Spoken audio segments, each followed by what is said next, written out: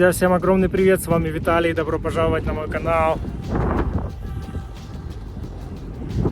Сегодня видео будет про вот эти водные мотоциклы, на которых мы сегодня будем кататься недалеко от Сакрамента, 1,5 часа езды. Раскроем тему, я сам еще много чего не знаю. Сколько они стоили здесь, это два бэушных мотоцикла, сколько стоил этот прицеп и вообще нужно ли их регистрировать здесь, нужно ли покупать на них страховку. Сейчас мы плавно подъезжаем к озеру, будем спускать мотоциклы на воду. Шикарное озеро, я просто в восторге. Они на холодную тяжеловато заводятся, потом надо им чуть прогреться, выключить подсос, полный, да, под крышку почти. И они чуть подымят, прогреются, выключаешь подсос, и они потом уже в полтычка.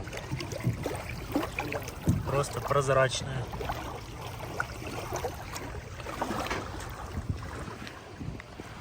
Так, Назарчик сейчас будет спускать первый мотоцикл. Мне нравится на самом деле в этом всем процессе, что это капец как продумано, легко и удобно. То есть загрузить пару минут делов, загрузить 5 минут делов. Самое главное, когда спускаешь на воду, всегда перепроверять внизу, есть сливная пробка. Ты когда покатался, ее откручиваешь, ну тут она находится. Откручиваешь, чтобы вода, которая туда она забрызгивала, чтобы она стекла. И когда ты загоняешь его в воду, обязательно надо их проверять. Мы когда с работы ездили на рабочих джетсках, там хлопцы забыли типа, в одного самого мощного пробку закатить и утопили. Никаких тут суперчарт, тормоза нету. Короче, когда ты даешь газу и отпускаешь его, он очень резко, в принципе, тормозит. Это даже так немного клюет, поэтому газ надо пускать чуть медленно. Значит, самое главное, в чем я вас прошу, не перевернуть. Типа, когда переворачиваешь, они типа сразу резко воду не набирают. Поэтому ты, даже если ты перевернул, тебе главное, у тебя на руке будет этот ключ, тебе главное его заглушить, выдернуть. И как можно скорее вот так вот на него как бы переклониться и на себя потянуть, перевернуть. И самое главное. Но я один раз вот этот желтый перевернул. Но лучше не переворачивать, потому что есть большой риск, что мотор хапнет воды и будет плохо. А переворачиваешь, когда именно резко? Переворачивается он в основном в случае, когда ты ехал на хорошем газу и не удержал его в повороте. Но на первое время, просто первые там минут 10-15 поездите более-менее спокойно, вы поймете вообще, как оно работает. Не всегда даже надо там рулем, надо больше равновесия ему там держать. А если резко вообще вылететь можно? Можно. Я вылетал, несколько раз вылетал с него. Один раз Вероника меня перевернула, короче. Мы вдвоем ехали. Она в поворот входила, и мы почти перевернулись. Я просто ногой его типа джетскую назад пихнул. Вот, и мы туда с него вылетели. Это нормальный процесс, когда ты чуть-чуть быстро ездишь, можно вылететь, все. Можно ездить спокойно, по-дедовски, как Виталий, скорее всего, ты захочешь ездить. Но так чуть-чуть неинтересно. Поэтому просто главное аккуратно. В прошлый раз мы потеряли вот эти ручки, потому что я их купил новые и не поприклеивал. В этот раз я их приклеил, и улететь не должно. Второй раз купил. Вот сюда вставляется ключ, он лежит здесь, его на руку одеваешь. А он вытаскивается прям легко так? Он вниз, да, тащится вот так. И все глушит. И все, заглушился. Поэтому, когда заводишь, вставляешь сюда, нажимаешь зеленую кнопку, он завелся. Нажал красную, заглушил. Если вдруг падаешь с него, чтобы кнопку не нажимать, просто... Это сейчас расскажу. Здесь есть вот такой вот датчик, он показывает, как высоко у тебя стоит нос. Ну, вернее, это зависит от заднего вот этого пропеллера. Короче, когда ты его запустишь, он у тебя будет показывать правильную информацию. Когда в самом верху стрелка, это значит, что он у тебя более устойчивый, потому что поток воды чуть-чуть направлен вниз. И он так чуть медленнее едет, но более устойчивый. По волнам, по большим, подплывать к берегу, ну, интереснее. Когда ты хочешь ехать на скорость, нажимаешь вот эту кнопку вниз, вниз, вниз, стрелка у тебя упирается вниз, и он задирает, пропеллер у тебя становится горизонтально, воду выплевывает горизонтально, и поэтому ты можешь разогнать большую скорость. Это особенно чувствуется на вот том, он чуть послабее, это чуть помощнее. Короче, сейчас я все включаю. И запускать его, когда он прямо на берегу стоит. Его руками чуть отпускаешь, тогда запускаешь. А он сам не едет, нет? Сам чуть-чуть катится, он на холостом работает чуть-чуть, поэтому ты всегда рулем как бы это регулируешь. Но если надо назад сдать, вот нажал кнопку и вот так вот повернул, и он, короче, в обратную сторону начинает ехать. Какого года? 97-й и 98-й. Да ты что? Они прикольные. И на самом деле, вот тут особенно желтый, его хватает, очень хватает. Там он типа 900 кубиков был, и его когда капиталили, его расточили до 1100, по-моему. это чуть слабее, тот трехцилиндровый, это двухцилиндровый. Но все равно нормальный. Спускаем на воду.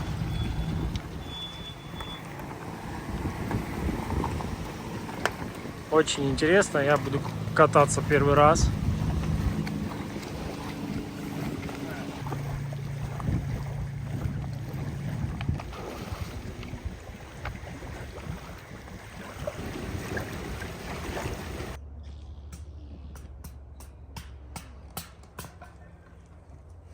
Природа здесь просто шикарная.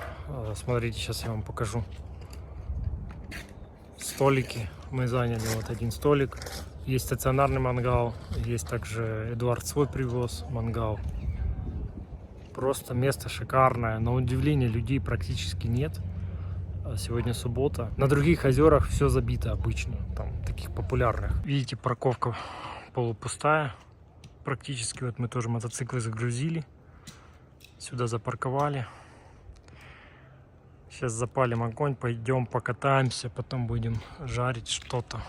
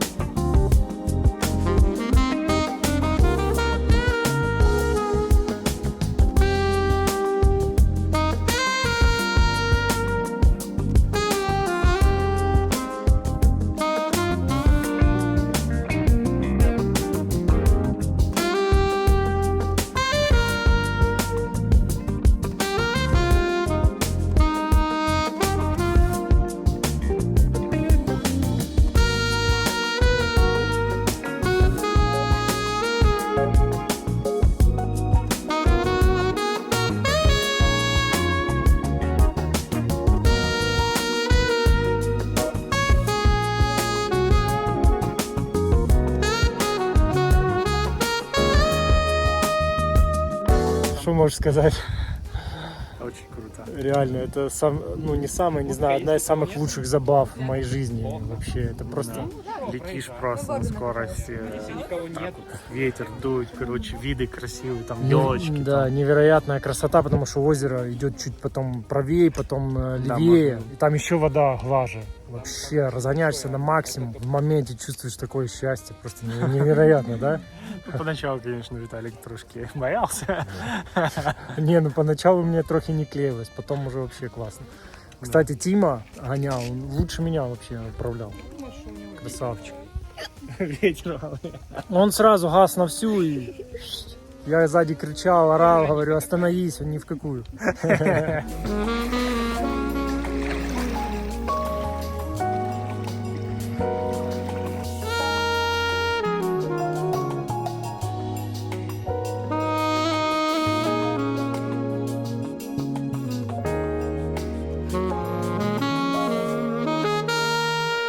Эдуард, давай, самое интересное. Сколько тебе стоили мотоциклы, прицеп? Как ты нашел? Как ты решился вообще на такое дорогостоящее хобби? Решился очень просто. Покатался на работе на джетсках других там хозяевов. И понял, что такой вид отдыха мне подходит. Вот. Начал просто шарить маркетплейс, чтобы купить какие-то недорогие джетски. У меня старенькие, 98-й, 97-й, по-моему, года. Много разных объявлений интересных выскакивало. Много было объявлений, типа там 2500 за 2 джетски вместе с прицепом. Но я буквально там в течение часа людям писал, и они мне уже не отвечали. Типа очень быстро или продавали, или убирали с объявлений, я не знаю. Поэтому на такие халявные вещи я не попадал. Было много других предложений дороже. Если дешевле, в основном это либо без документов, либо поломки какие-то. В общем, я нашел классное предложение, как я считаю. 2 джетски с перебранными моторами. Есть видео, фотографии. Там стоят новые карбюраторы на алюминиевом прицепе, и все с регистрацией. То есть и джетски с тайтлами, и прицеп с тайтлом. И все это обошлось в $4000. Скажи, а нужна страховка на, вот как на автомобиль, только на прицеп, либо на мотоциклы? Я не слышал, чтобы это было обязательно. По идее, на прицеп у тебя страховка в твоей страховке на машину. Здесь не нужна ни категория, чтобы возить прицеп, ни ничего, в общем. И я думаю, что со страховкой такая... Ну, это как мне объясняли. Я не специалист, всех законов и правил я не знаю, но мне объясняли так, что прицеп, как бы, когда ты буксируешь, у тебя есть страховка в твоей машине. Например, когда я U-Haul брал прицепы, они предлагали там разные виды страховок, там $7, еще $15, что-то такое. Можно отказаться от нее, потому что вообще, ну, как бы... Попал там в ДТП, это твоя страховка должна с этим всем разбираться. А вот на джетски я вообще не слышал, чтобы была обязательная какая-то страховка, если ты сам хочешь кататься. Единственное, что люди страхуют их для того, чтобы сдавать в аренду. На случай чрезвычайных ситуаций. Разбили, утопили, украли, когда в аренду сдают. Скажу так, что купить не так сложно. Можно найти, например, предложение какое-то, может быть, не настолько выгодное, например. Очень много продается типа один прицеп на один джетский и сам аппарат, не 2. И такие можно по 2,5 найти, то есть там 3000 даже помощнее можно взять. Но один как бы скучновато, хочется сразу 2, и желательно, чтобы на одном прицепе, потому что это надо 2 машины, например, чтобы таскать. Ну и, конечно, надо учитывать то, что помимо покупки будут дополнительные расходы. Начинается все с инвентаря, который надо купить. Жилетки, канистры, якорь и там прочее. Всякое барахло. Плюс это двухтактные моторы. Туда бензин льется с маслом. И как бы вроде бы там, что там того бензина или масла. Ну вот там один раз выехать покататься. Где-то 6 канистр, там по 6 галлонов. Плюс масло. Масло идет там по 400 грамм где-то на канистру. Помимо инвентаря и джетски, еще нужно куда-то поехать, потому что на ближайшем озере там неинтересно купаться, это топливо на машину. Плюс, когда ты обычно едешь на озеро, ты за это платишь. И вот, например, в Сакраменто, когда мы заезжали на озеро, с меня взяли за машину, за один джетски и за второй джетски.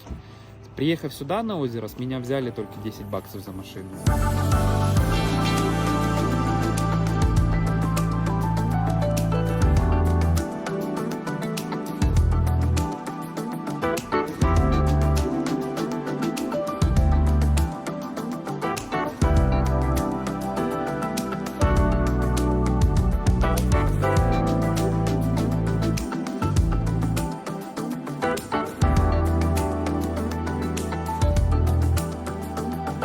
Как вообще выглядит? Можно на любом озере плавать? Где Насколько хочешь? я понимаю, ты можешь плавать везде, если это не частное озеро, такое, как у человека во дворе стоит, знаешь, такое маленькое сам вырод.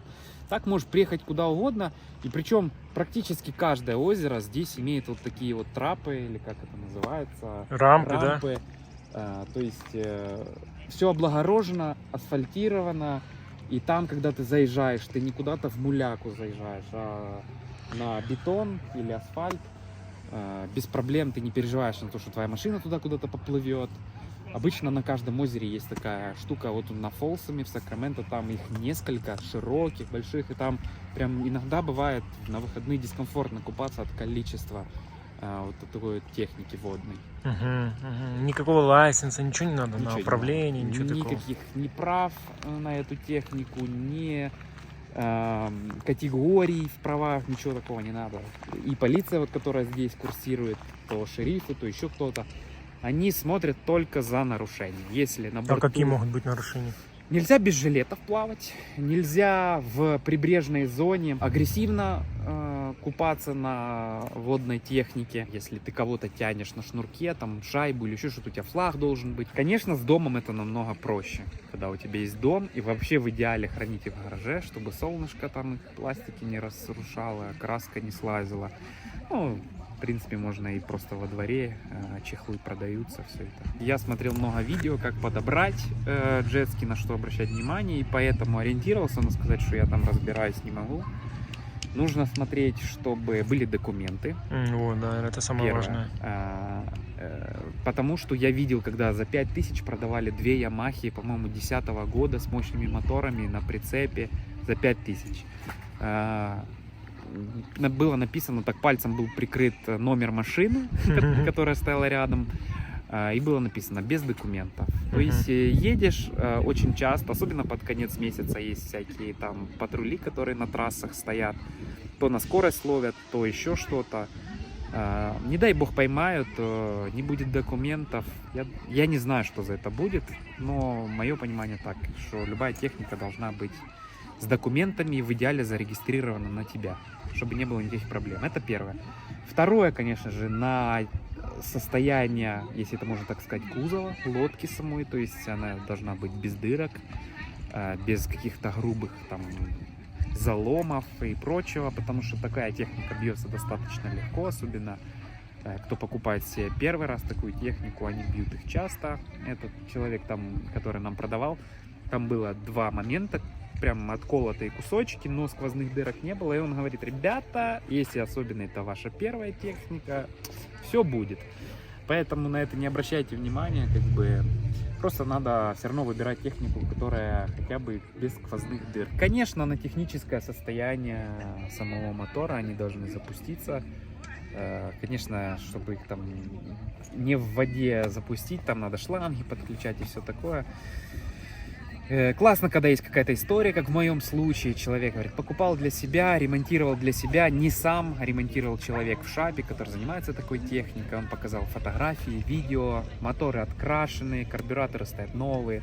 То есть для меня это был плюс. Я знаю, что они заводятся, ездят, мне не надо будет там их ремонтировать. Надо понимать, что такая техника маломощная, и ты постоянно ездишь на больших оборотах, поэтому как бы мотором достается. Вот такая была у нас сегодня суббота. Покатались на Славу, мне очень понравилось. Я катался первый раз. Огромное спасибо Эдуарду за приглашение и за то, что могли так классно провести время. Ставьте лайк, если вам понравилось это видео. И небольшая информация про покупку данной техники. Возможно, кому-то пригодится. В общем, ничего сложного, страшного нет. Ничего супер дорогого нет. Ну, естественно, расходы, конечно, на въезд, на топливо. Также, наверное, желательно, я забыл у Эдика спросить, можно ли таскать такие мотоциклы на переднеприводных автомобилях, например, или нужны только полноприводные машины, наподобие как у него. Этого я, конечно,